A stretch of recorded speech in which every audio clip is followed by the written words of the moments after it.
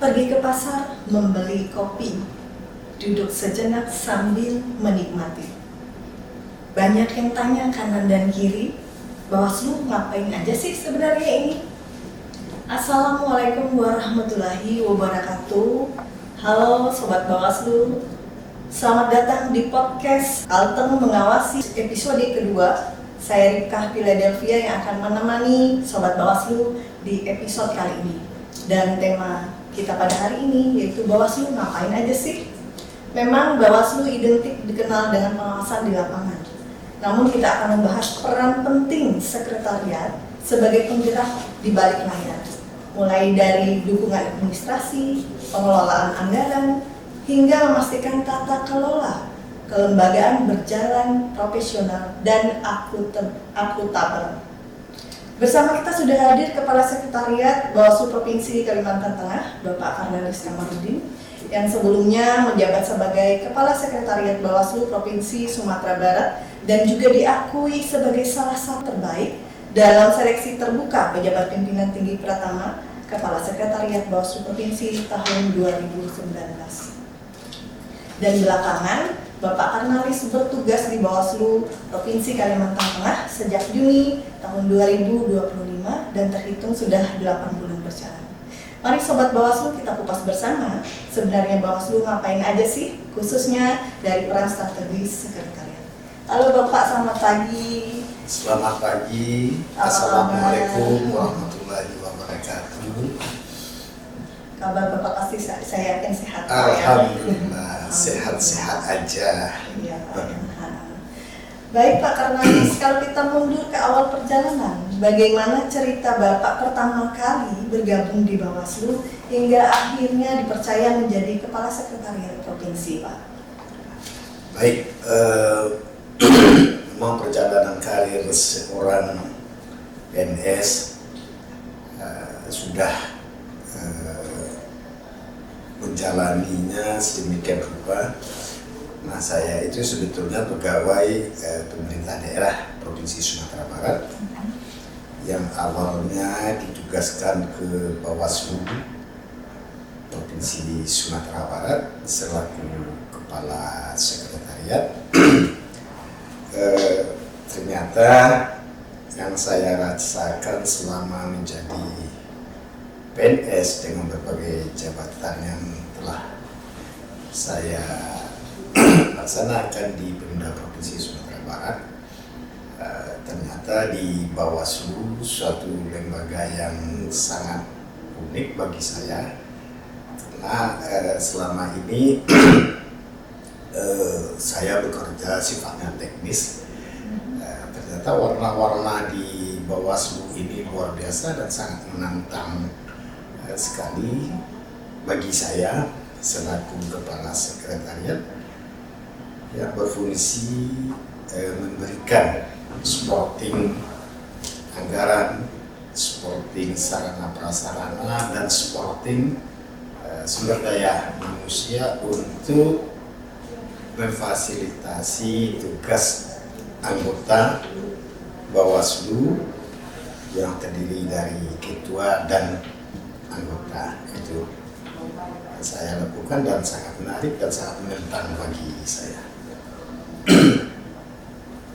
Ya, menarik sekali Pak ya. Menarik ya. Ya. Perjalanan Bapak menunjukkan kalau kepemimpinan itu bukan sesuatu yang instan, perlu proses yang panjang Pak ya. Jadi Sobat Bawaslu kita bisa melihat bahwa di balik jabatan Kepala Sekretariat ada dedikasi dan komitmen yang terus dijaga sejak awal. Kalau tadi kita bicara tentang perjalanan, sekarang kita masuk ke tantangan yang tentu saja tidak ringan Pak ya. Dari sekian banyak momentum pemilu dan pilkada yang Bapak jalani, periode mana yang paling menantang dari sisi pengelolaan sekretariat dan juga apa yang membuatnya begitu kompleks sekarang dari Bapak? Kalau saya melihat suatu pekerjaan itu sangat menantang, karena kalau saya melihat pekerjaan itu menantang, maka saya selalu harus kuat, harus selalu fit di dalam menyelesaikan tugas-tugas yang diembankan kepada saya. Sesuai fungsi saya yang saya sampaikan tadi, nah pada saat pemilu dan pemilihan sedang berlangsung. Yang sangat menonjol itu adalah ketika Bawaslu Kabupaten Kota ditetapkan secara permanen. Nah, saya merasakan di awal-awal tugas Bawaslu di Kabupaten Kota, permanennya maksud saya di Kabupaten Kota, para sekretariat itu bekerjanya sarana prasarana belum ada. Yang ada cuma sewa kantor. Punya kantor pun sudah untung saat itu. Nah, tantangan bagi saya, kesedihan bagi saya pada saat itu ketika saya pergi monitoring ke lapangan, melihat sekretariat melakukan aktivitasnya. Nah, karena pada saat itu juga sedang diadakan sarana prasarana pendukung, meja, kursi dan segala macam. Tetapi karena masih baru kita berproses, semua adik-adik di kesekretariatan di kabupaten tetap bekerja dengan senang hati. Bahkan dia pun bekerja di lantai, di tikar, kemudian ada meja-meja yang dibikin sendiri. Tetapi di situ yang muncul adalah etos kerja, semangat kerja yang tinggi untuk tercapainya pelaksanaan demokrasi di Indonesia ini. Wah, luar biasa Pak ya. Yeah. Dari cerita Bapak Sandi, kita bisa membayangkan betapa kompleksnya peran dari sekretariat Pak ya. Ya, satu lagi yang menonjol bagi saya saat itu tadi, saat COVID. Nah, kita COVID dan kita bekerja di lapangan terus. Nah, itu sangat menantang sekali. Ya, harus minum vitamin, harus cek kesehatan. Mungkin kita pernah merasakan pada saat COVID dulu kita selalu bekerja. Nah, di situ tantangannya lebih besar lagi, pengadaan alat-alat COVID, alat keamanan kita dan segala macam. Saya selalu memantau terkait kesehatan, dan karena pada saat itu, saat COVID itu memang situasi luar biasa sekali, ya sudah tidak bisa kita bayangkan. Tapi semua berjalan dengan lancar dengan target-target yang telah kita tetapkan itu. Wah, benar ya. Memang bukan hanya soal administrasi Pak ya, Yeah. tapi juga soal menjaga ritme organisasi Yeah. agar tetap stabil di tengah tekanan yang tinggi tadi dan zaman COVID khususnya Pak ya saat Yeah. itu. Dan berbicara tentang dinamika Pak, tentu perubahan regulasi juga menjadi tantangan tersendiri. Kira-kira regulasi dan kebijakan anggaran yang seringkali berubah secara cepat dalam situasi seperti itu, bagaimana Bapak menjaga tim tetap solid, Ya. kemudian adaptif dan tidak kehilangan arah? Iya, ini luar biasa ya. Anggaran uang negara tentu kita harus pertanggungjawabkan secara utuh, kelengkapan, administrasi dan segala macam. Nah, di satu sisi kita di kabupaten kota semua staf itu belum pernah sama sekali bagaimana mengelola keuangan negara. Nah, itu kita harus ketat, harus mensosialisasikan. Tim saya sebar ke kabupaten kota untuk memberikan petunjuk, untuk mendidik secara cepat bagaimana membuat pertanggungjawaban, kwitansi, kelengkapan kwitansi dan segala macamnya. Kemudian di provinsi saat itu ketika ada aturan, petunjuk, juklak, juknis yang harus kita lakukan, saya diskusikan sama teman-teman semua, para kabak, para staf, apakah dia orang keuangan ataupun dia staf divisi, kita sosialisasikan, kita bahas satu-satu. Mana yang boleh, mana yang tidak boleh, dan mana yang harus segera kita lakukan. Nah, dengan itu kita saling mengisi, kita saling paham terkait aturan-aturan yang dikeluarkan untuk pelaksanaan pertanggungjawaban keuangan negara di dalam rangka pelaksanaan pemilu dan pemilihan. Ini yang sering tidak terlihat oleh publik Pak ya. Iya. Karena bahwa di setiap perubahan aturan yang cepat, ada tim yang harus sigap Pak ya. Kemudian adaptif dan tetap solid. Iya. Kepemimpinan memang seringkali diuji dalam situasi tersebut. Namun Bapak sudah terbukti sudah bisa membimbing semua tim tersebut dengan baik. Namun di balik semua tanggung jawab tersebut tentu aja ada sisi personal yang juga ikut berproses Pak. Nah, di balik jabatan dan tanggung jawab besar Bapak ini, pasti ada sisi pribadi yang ikut berdampak, Pak. Apakah ada kepuasan terbesar yang pernah Bapak rasakan, dan kemudian apakah ada pengorbanan yang paling berat yang mungkin terkait dengan keluarga, Pak? Ya, memang ya, kalau kita selaku aparat negara itu sudah disumpah, ya, siap melakukan fungsi dan tugas kita, siap ditempatkan di mana saja, karena saat kita dilantik atau katakan akad nikah dengan PNS, ya, tanggung jawab kita itu harus full dan harus kita lakukan. Nah, bagaimana mengimbangi satu tanggung jawab yang tidak bisa kita lepas? Tanggung jawab terhadap istri, tanggung jawab terhadap anak, dan segala macamnya. Dua sisi ini ya harus seimbang kita lakukan. Apa giat saya untuk menyatakan sesuatu itu? Saya bercerita sama istri dan anak saya sebelum saya terjun ke suatu jabatan. Saya sampaikan inilah tugas-tugas yang harus kita lakukan, dan istri dan anak-anak paham dan mengerti, bahkan mendukung apa yang dilakukan oleh suami dan papanya di dalam melakukan fungsi, tugas, dan kenegaraan ini. Dan saya yakin dan percaya karena anak-anak saya itu udah biasa ya. Bahkan dia bangga melihat papanya kerja sibuk dan segala macam. Mungkin kalau minggu contoh, enak papa nggak di rumah. Kalau papa di rumah, kita sering marah karena nggak sesuai dengan apa-apa. Sebetulnya yang terselip di situ adalah bagaimana kita membagi fungsi dan tugas kita selaku seorang pimpinan dan seorang pimpinan di rumah tangga dan seorang pimpinan di dalam pekerjaan saya. Jadi saya melakoni dua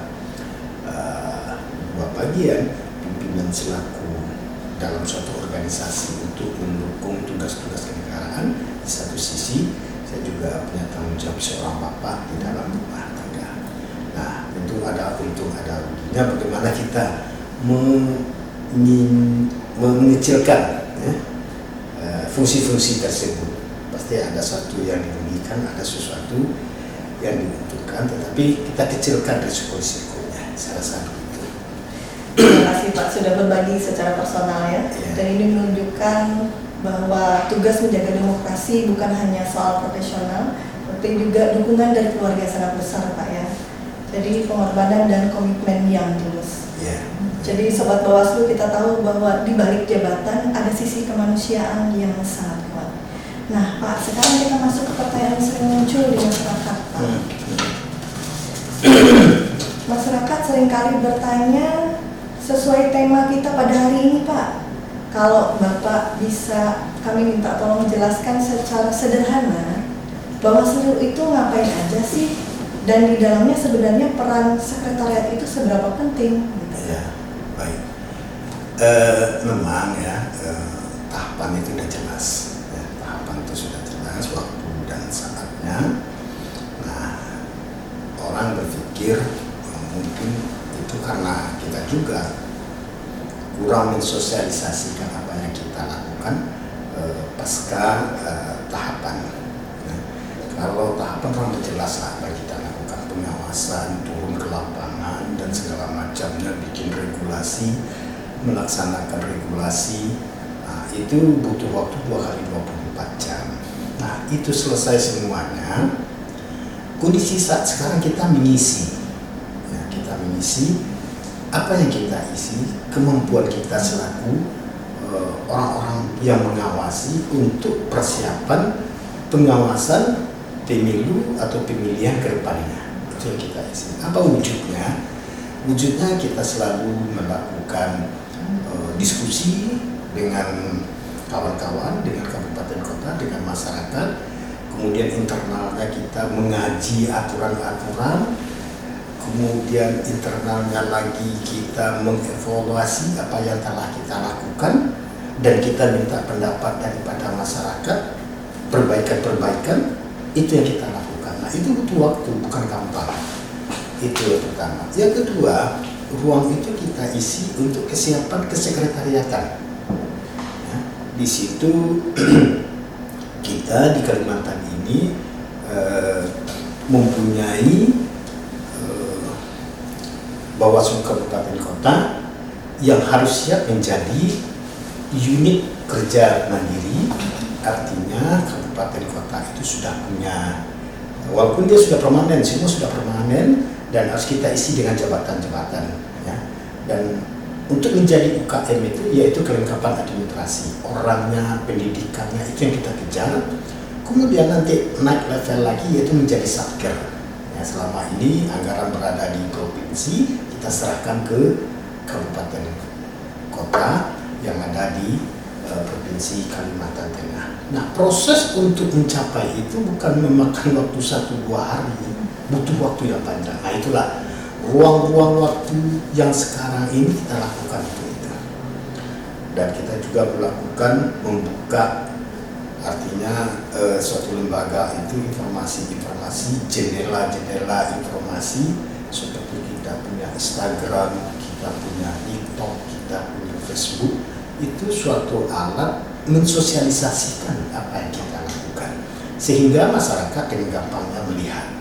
Ya, karena kita yakin semua sudah punya alat seperti HP, Android dan segala macam. Nah, dunia sekarang adalah dunia digital, kemana saja kita bisa melihat aktivitas-aktivitas. Nah, itu yang kita cari peluangnya. Kita harus promosi terus, kita harus buka terus. Makanya adik-adik saya minta untuk kreatif mensosialisasikan kerja-kerja kita walaupun dalam bentuk drama dan segala macam, karena itu bagus, sangat mudah dicerna orang. Oh, begini ya Bawaslu, oh apa yang dilakukan Bawaslu, daripada kita menayangkan aturan-aturan orang jenuh bacanya. Nah, kita aplikasikan dalam bentuk action, sandiwara dan segala macamnya, sehingga masyarakat familiar dan cepat menangkap Bawaslu itu memang eksis setiap saat dan siap melakukan pengawasan sesuai fungsinya menurut undang-undang yang telah ditetapkan. Penjelasan sangat komprehensif Pak ya. Jadi Sobat Bawaslu bisa mendengar bahwa sekarang semakin jelas bahwa Bawaslu bukan hanya hadir hanya pada saat pengawasan, pelanggaran, tetapi tetap bekerja seperti tadi melalui media sosial, kemudian sosialisasi dengan masyarakat secara langsung. Dan sekretariat adalah fondasi yang memastikan semua bisa berjalan tertib dan juga profesional. Selanjutnya Pak, pertanyaan juga dari masyarakat ya yang sering ditanyakan pada saat ini, karena di tahun 2026 ini tidak ada tahapan Bawaslu, tidak ada tahapan pemilu atau pilkada. Dalam kondisi seperti ini, apa yang dilakukan Bawaslu khususnya dari sisi kesekretariatan agar tetap produktif dan relevan di mata masyarakat? Ya, tentu dari sisi sekretariat yang berfungsi yang memberikan supporting tadi, supporting dana, supporting SDM, sarana prasarana. Terkhusus untuk SDM sekarang luar biasa. Bawaslu RI di dalam kepemimpinan Sekjen yang masih muda, kreatif Bapak Ferdinand, kita diminta percepatan. Beliau nggak ada main-main, beliau ingin cepat dan tepat dan sesuai dengan aturan. Saya contohkan begini, dalam pengisian struktur-struktur yang ada di kabupaten kota, ya, dengan keterbatasan SDM kita dan kabupaten-kabupaten kota harus diisi pejabat-pejabatnya, itu sangat cepat sekali dan luar biasa. Dan Pak Sekjen juga membuka ruang. Tiap minggu kita melakukan pertemuan yang digagas oleh Bapak Sekjen sama Bapak Deputi SDM, luar biasa.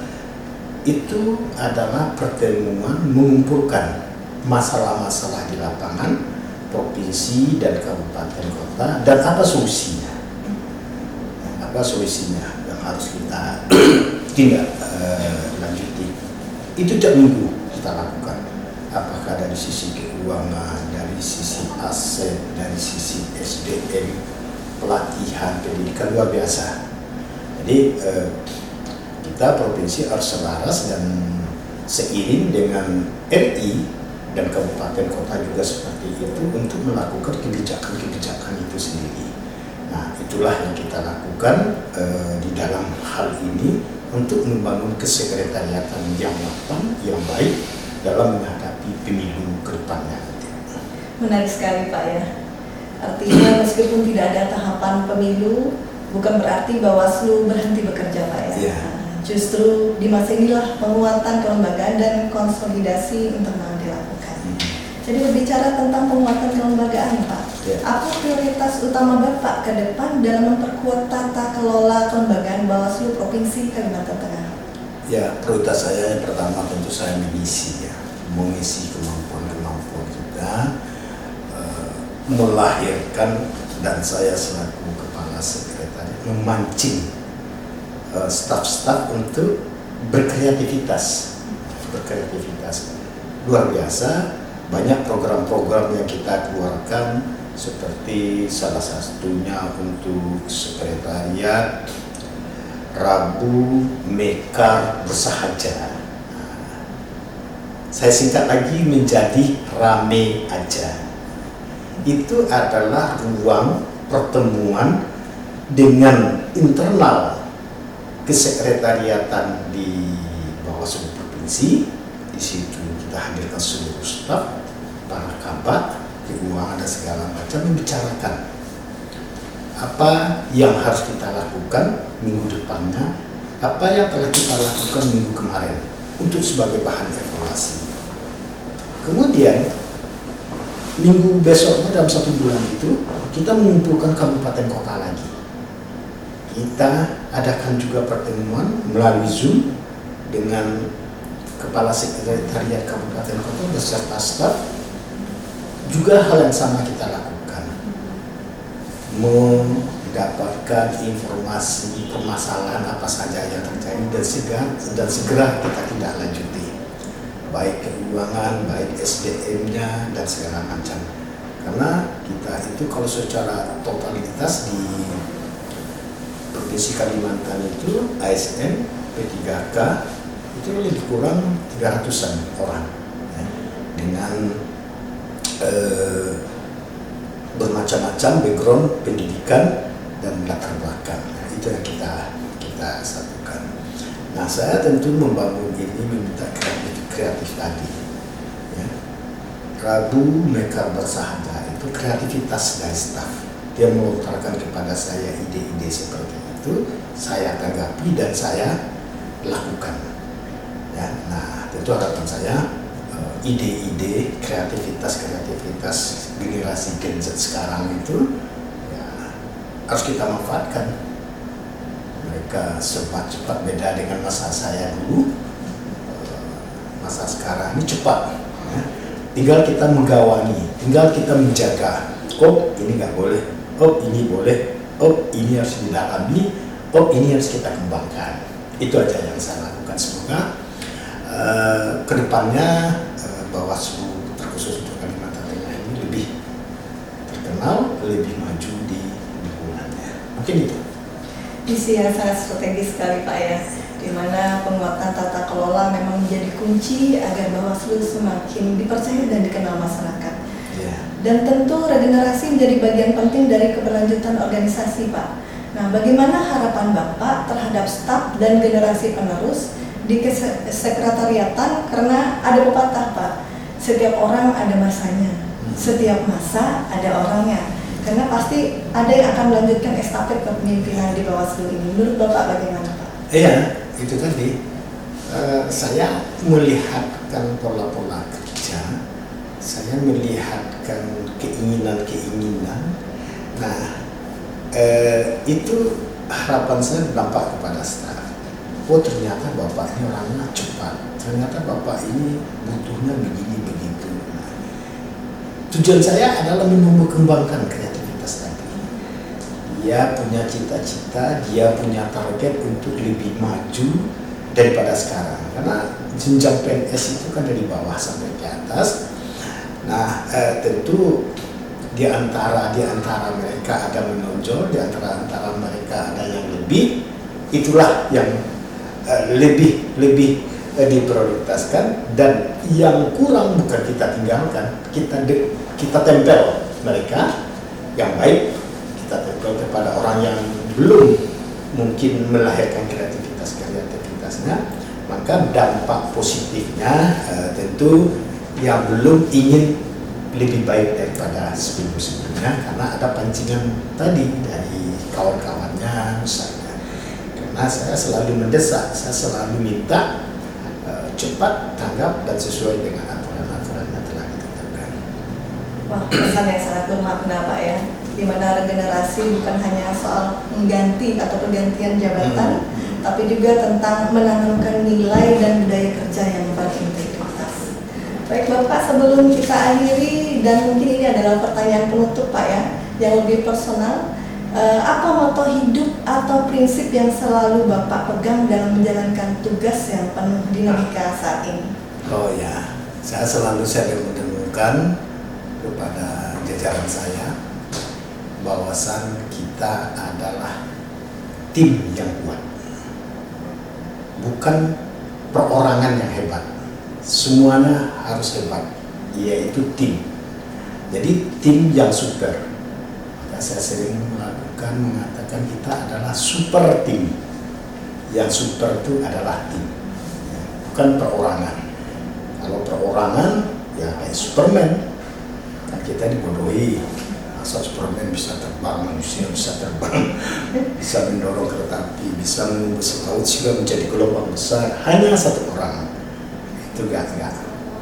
Itu cerita aja itu ya. Nah, jadi maunya saya itu seperti kita harus tim yang kuat, kita harus tahu bagaimana menciptakan itu ya dalam kehidupan sehari-hari, di dalam bertugas, saling membantu, saling mengingatkan, dan saling berdiskusi di antara kita. Maka bagi saya yang hebat itu adalah super tim. Itu Luar biasa Pak ya, sebuah prinsip yang sangat kuat. Terima kasih atas refleksi dan inspirasi yang telah dibagikan Bapak pada hari ini. Semoga apa yang disampaikan bisa menjadi motivasi bukan hanya bagi jajaran sekretariat, tetapi juga bagi Sobat Bawaslu semua pada hari ini Pak ya. Sobat Bawaslu, demikian perbincangan kita pada hari ini dalam tema Bawaslu ngapain aja, dan ternyata jawabannya bukan hanya soal pengawasan, tapi juga tentang manajemen, dedikasi, dan integritas di balik layar. Jadi Sobat Bawaslu, terima kasih karena bersama perbincangan hari ini kita khususnya sudah mendengar dari Kepala Sekretariat Bapak Hernalis Kamarudin, dan kita mengucapkan terima kasih atas cerita, pengalaman, dan inspirasi yang telah dibagikan. Saya Ripkah Philadelphia, pamit undur diri, sampai jumpa di episode berikutnya. Isen ulang, semangat membara, pantang mundur menjaga amanah. Bersama rakyat Kalimantan Tengah tercinta, demokrasi tumbuh penuh berkah. Bawaslu Kalteng teguh mengawal demokrasi di bumi Tambun Bungai. Wassalamualaikum warahmatullahi wabarakatuh. Waalaikumsalam.